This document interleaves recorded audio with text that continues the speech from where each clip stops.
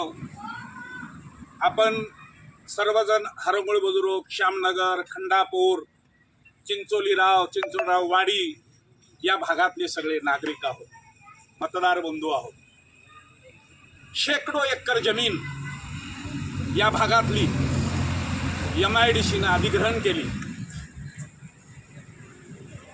शेतकरी उद्ध्वस्त झाला. आजही शेतकऱ्याला पैसे मिळाले नाहीत म्हणून शेतकरी कोर्टाच्या दरवाजाकडे पाहतोय. परंतु लोकप्रतिनिधीला शेतकऱ्यांच्या या दुःखाची थोडीही जाणीव नाही.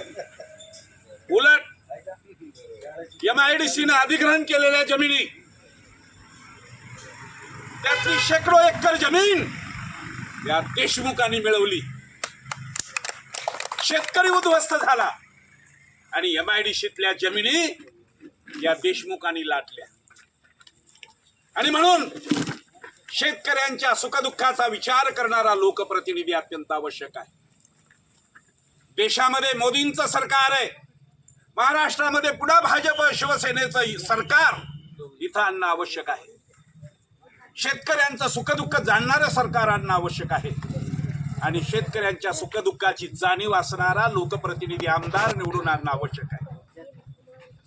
MIDC मधल्या फुकट जमिनी बळकावणारे हे देशमुख, त्यांची देशमुखशाही उद्ध्वस्त करायची वेळ आलेली आहे. आणि गोरगरिबांचं राज्य पुन्हा एकदा प्रस्थापित करण्यासाठी आपण सर्वांनी भारतीय जनता पार्टीच्या उमेदवार डॉक्टर अर्चनाताई पाटील चाकूरकर यांच्या कमळ चित्रासमोरचं बटन दाबून प्रचंड मतानं त्यांना विजयी करावं, एवढं मी आवाहन करतो.